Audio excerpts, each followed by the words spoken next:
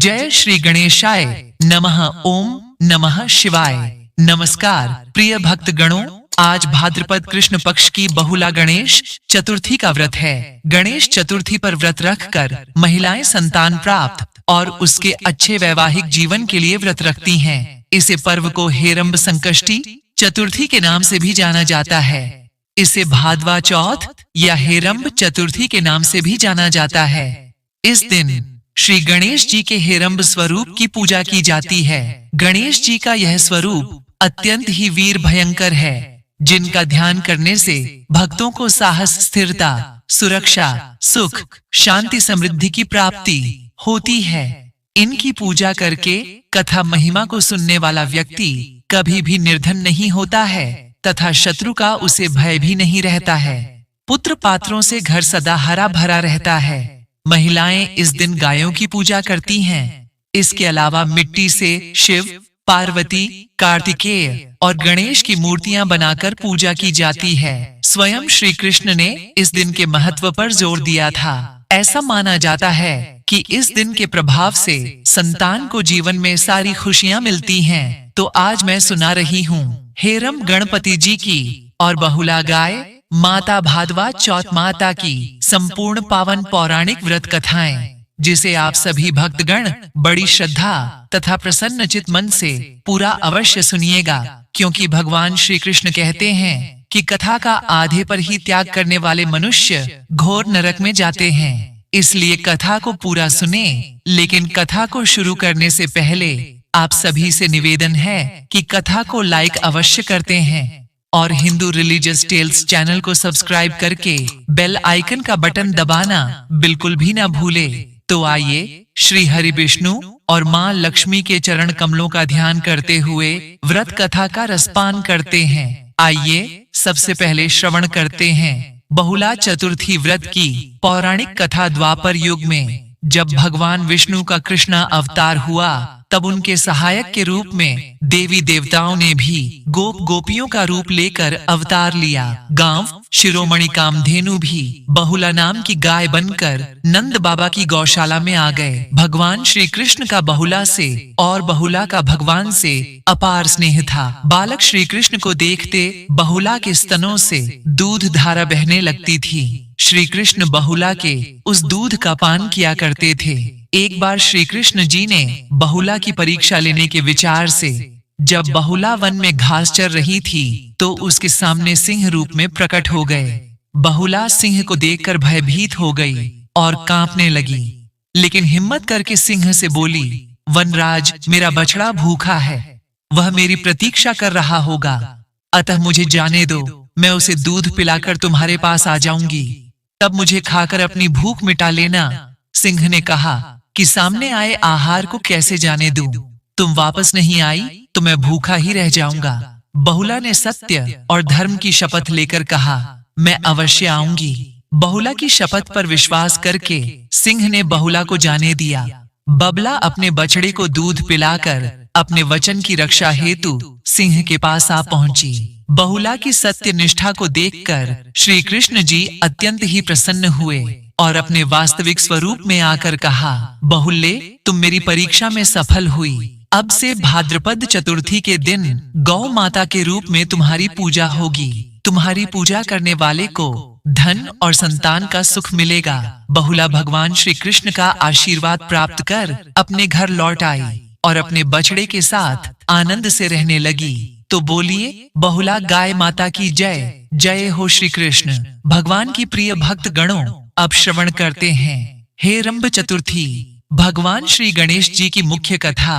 एक बार पार्वती जी ने गणेश जी से पूछा कि हे पुत्र, भादो मास की कृष्ण चतुर्थी का व्रत है, जिसको संकट नाशक चतुर्थी कहा गया है, किस तरह किया जाता है, मुझसे कहिए। गणेश जी बोले, हे माता, भाद्रपद की कृष्ण चतुर्थी संकट नाशक तरह तरह के फलों एवं सिद्धियों को देने वाली है। इसकी पूजा पहले कही गई विधि से ही करनी चाहिए। इस दिन व्रत करके इस कथा को सुनने वाले व्यक्ति को मोक्ष की प्राप्ति होगी तथा उनकी मनोकामनाएं पूर्ण होती हैं। तो वह इस प्रकार से है। पूर्व काल में एक पुण्यात्मा और यशस्वी राजा नल हुए। उनकी रूपवती रानी दमयंती नाम से विख्यात थी। राजा नल को एक बार श्रापित होकर राज्य को छोड़ना पड़ा था और रानी से अलग रहने का वियोग सहना पड़ा था। तब रानी ने इस उत्तम व्रत को किया था। पार्वती जी ने गणेश जी से पूछा कि हे पुत्र, दमयंती ने किस तरीके से इस व्रत को किया और किस प्रकार व्रत के असर से 3 महीने के भीतर ही उन्हें अपने पति से मिलने का अवसर मिला। इन सब बातों को आप बताइए। भगवान श्री कृष्ण कहते हैं, हे युधिष्ठिर, पार्वती जी के ऐसा पूछने पर गणपति जी ने जो उत्तर दिया उसे कह रहा हूँ, सुनिए। Component placement. श्री गणपति जी कहते हैं कि हे माता, राजा नल को बड़ी बड़ी विपत्ति में को छेड़ना पड़ा। हाथी खाने से हाथियों की और घुड़साल से घोड़ों की चोरी हो गई। डाकुओं द्वारा राजा का खजाना लूट लिया गया। अग्नि की लपटों से उसका सारा माल स्वाहा हो गया। मंत्रियों ने भी राजा का साथ छोड़ दिया। राजा जुए में अपना सब कुछ हार गए। उनकी राजधानी भी जुए में हाथ से निकल गई। सब ओर से निराश होकर राजा नल वन में चले गए। उन्हें वन में दमयंती के साथ बहुत से कष्ट उठाने पड़े। अंत में उनका रानी से वियोग हो गया। रानी किसी नगर में एक अमीर घराने में काम करने लगी। रानी अन्यत्र किसी नगर में रहने लगी तथा राजकुमार भी किसी दूसरे जगह नौकरी करने लगा, जो कभी राजा रानी राज्य पुत्र कहलाते थे। वे भी अब भीख मांगने लगे। नाना प्रकार की बीमारियों से ग्रसित होकर एक दूसरे से बिछड़कर कर्मों के फल पाकर उन्हें भोगते हुए समय गुजारने लगे। एक बार की बात है, वन में इधर उधर भटकते हुए दमयंती ने सरभंग ऋषि के दर्शन किए। उसने उनके चरणों में मस्तक झुकाकर और हाथ जोड़कर कहा, हे ऋषिराज, मेरे पति मुझे कब मिलेंगे? किस प्रकार मुझे हाथी घोड़ों से सुसज्जित घनी आबादी वाली नगरी मिलेगी? मेरा भाग्य कब उदय होगा? हे मुनिश्रेष्ठ, कृपया आप ही बताइए। श्री गणेश जी कहते हैं कि दमयंती का यह प्रश्न सुनकर सरभंग ऋषि ने कहा, हे दमयंती, मैं तुम्हारे भले की बात कहता हूँ, इसे सुनो। इससे दारुण दुख का नाश होता है और यह समस्त प्रकार की इच्छाओं को पूरा करने वाला, एक अच्छे फल को देने वाला है। भाद्रपद की कृष्ण चतुर्थी संकट नाशनी कही गई है। इस दिन स्त्री पुरुषों को एक दंत भगवान हेरंब गणपति जी की आराधना करनी चाहिए। इस व्रत को विधि पूर्वक करने से ही रानी तुम्हारी सभी मनोकामनाएं पूर्ण होंगी। 7 माह के भीतर ही तुम्हारे पति तुम्हें मिल जाएंगे। यह बात मैं पूर्ण निश्चय के साथ कहता हूँ। गणपति जी कहते हैं कि सरभंग ऋषि के इन सभी वचनों को सुनकर दमयंती ने भाद्रपद की संकट नाशनी चतुर्थी का यह व्रत किया। उसी समय से प्रतिमाह गणेश जी का पूजन करने लगी। 7 माह के भीतर ही राजन इस श्रेष्ठ व्रत को करने से उसे पहले की तरह पति पुत्र राज्य और सभी प्रकार के सुख वैभव आदि की प्राप्ति हो गई। इस तरह मैंने सर्वोत्तम व्रत को बताया है। यह समस्त संकटों का निवारण करने वाला तथा भाग्य की उन्नति करने वाला है। तो बोलिए, ओम गणपतये नमः।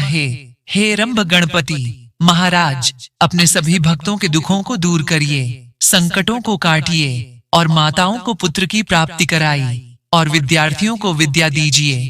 प्रेम से बोलिए, जय श्री गणेश। प्रिय भक्त गणों, अब श्रवण करते हैं चौथ माता की कथा। कहते हैं कि जब तक गणेश चौथ के दिन चौथ माता की कथा का श्रवण नहीं करेंगे, तब तक यह व्रत अधूरा माना जाता है। धन पुत्र देने वाली कहानी। एक नगर में एक बुढ़िया माई रहती थी। वह अपने बेटे की सलामती के लिए 12 महीनों की चौथ का व्रत करती थी। हर चौथ को पंसारी से थोड़ा सा गुड़ और घी लाकर 4 लड्डू बनाती, एक बेटे को देती, एक से पूजा करती, एक हथकार के लिए निकालती और एक चांद उगने पर खुद खा लेती थी। एक बार उसका बेटा ताई से मिलने गया। ताई ने वैसाखी चौथ का व्रत रखा था। ताई से पूछा, माँ तो 12 चौथ करती हैं। ताई बोली, तेरी माँ तेरी कमाई से तरमाल खाने के लिए 12 चौथ करती है। तू परदेश जाए तो वह एक भी चौथ नहीं करेगी। लड़के को लगा ताई सच कह रही है। घर आकर माँ से कहा, मैं परदेश जा रहा हूँ, यहाँ तू मेरी कमाई खाने पीने में ही उड़ा देती है। माँ ने समझाकर रोकना चाहा, पर बेटा नहीं माना। माँ ने उसे साथ ले जाने के लिए चौथ माता के आंखें दिए और कहा, मुसीबत में ये आंखें तेरी मदद करेंगे। वह आंखें लेकर रवाना हो गया। घूमते हुए एक नगर में पहुंचा। उसने देखा एक बूढ़ी माँ रोती जा रही थी और पुआ बनाते जा रही थी। उसने कारण पूछा तो बूढ़ी माँ ने कहा, बेटा, इस नगर की पहाड़ी पर एक दैत्य रहता है। पहले वह नगर में आकर कई लोगों को खाने के लिए मार देता था। अब राजा हर घर से एक आदमी दैत्य के पास भेजता है और आज मेरे बेटे की बारी है, इसलिए रो रही हूँ और उसी के लिए पुए बना रही हूँ। वह बोला, तू पुए मुझे खिला दे, तेरे बेटे की जगह मैं चला जाता हूँ। बूढ़ी माँ ने खीर पुए उसे खिला दिए। खा पी कर वह सो गया। रात को राजा के सैनिक आए तो बूढ़ी माँ ने उसे भेज दिया। दैत्य के सामने पहुंचने पर उसने चौथ माता के आंखें दैत्य की तरफ फेंक कर कहा, हे चौथ माता, यदि मेरी माँ मेरी सलामती के लिए व्रत करती है तो दैत्य का सिर कट कर गिर जाए। तुरंत दैत्य का सिर कट गया। लड़का वापस आ गया। राजा ने उसे उपहार देकर विदा किया। चलते हुए एक दूसरे राजा के नगर में पहुंचा। इस राज्य में आवा तभी पकता था जब एक इंसान की बलि दी जाती थी। सिपाहियों ने उसे पकड़कर आवे में चुन दिया। लड़के ने आंखें आवे में डाले और कहा, हे चौथ माता, यदि मेरी माँ मेरे लिए व्रत करती है तो आवा मेरी बलि लिए बिना ही झट से पक जाए। आवा तुरंत पक गया। आवे में से मिट्टी की जगह सोने चांदी के बर्तन निकले। अंदर से लड़का बोला, बर्तन धीरे धीरे निकालना, मुझे लग नहीं जाए। राजा ने उसे निकलवाया और पूछा, इस आवे से तुम बच कैसे गए? लड़के ने बताया कि उसकी माँ चौथ माता का व्रत करती है, व्रत के कारण ही वह बच पाया। राजा को विश्वास नहीं हुआ। उसने एक चांदी की सुराही मंगवाई और कहा कि सुराही की नली से निकलकर दिखाओ, तभी मुझे विश्वास होगा। लड़के ने चौथ माता को याद करके आंखें सुराही में डाले और कहा, मैं भंवरा बनूं, सुराही से निकलूं। लड़का भंवरा बनकर सुराही से निकल गया। राजा में खुश होकर राजकुमारी की शादी उसके साथ करवाई और सभी लोगों को चौथ माता का व्रत करने को कहा। उसे माँ की याद आई। उसने राजा के पास जाकर खुद के नगर जाने की इच्छा जाहिर की। राजा ने रथ, घोड़ा, हाथी और खूब सारा दान दहेज देकर उन्हें विदा किया। चौथ के दिन अपने नगर पहुंचा। वह अकेला पंसारी के यहाँ माँ का इंतजार करने लगा। सोचा, चौथ है तो माँ यहाँ जरूर आएगी। थोड़ी देर बाद लकड़ी टेकती हुई माँ आती दिखी। उसकी माँ की आंखों में जाले आने के कारण दिखना कम हो गया था। लड़के में जानबूझकर अपना पैर लकड़ी लगा दिया। कहने लगा, बल रे पूत, काठी मेरे पैर के लगा दी। माँ ने उसे नहीं पहचाना। कहने लगी, भैया मुझे चाहे कितनी गाली निकालो पर मेरे बेटे को कुछ मत कहना। बेटा माँ के चरणों में गिर पड़ा। कहा, माँ, मैं तेरा ही बेटा हूँ, मुझे माफ कर दो। माँ ने उसे गले लगा लिया। नगर के लोगों ने विश्वास नहीं किया कि वह उसी का बेटा है। बूढ़ी माँ ने चौथ माता को याद करके कहा, हे चौथ माता, यदि मैं अपने बेटे के लिए व्रत करती हूँ तो मेरे स्तन में दूध भर जाए और उसकी धार मेरे बेटे के मुंह में गिरे। माँ के स्तन से दूध की धार निकलकर बेटे के मुंह में गिरने लगी। लोग चौथ माता की जय जयकार करने लगे। उस नगर के सभी लोग चौथ माता का व्रत करने लगे। हे चौथ माता, जैसे बूढ़ी माँ और उसके बेटे की सहायता की, वैसे हमारी भी करना। कहानी कहने सुनने और हुंकारा भरने वाले पर कृपा करना। बोलो चौथ माता की जय। बोलो गणेश भगवान की जय। एक समय की बात है कि विष्णु भगवान का विवाह लक्ष्मी जी के साथ निश्चित हो गया।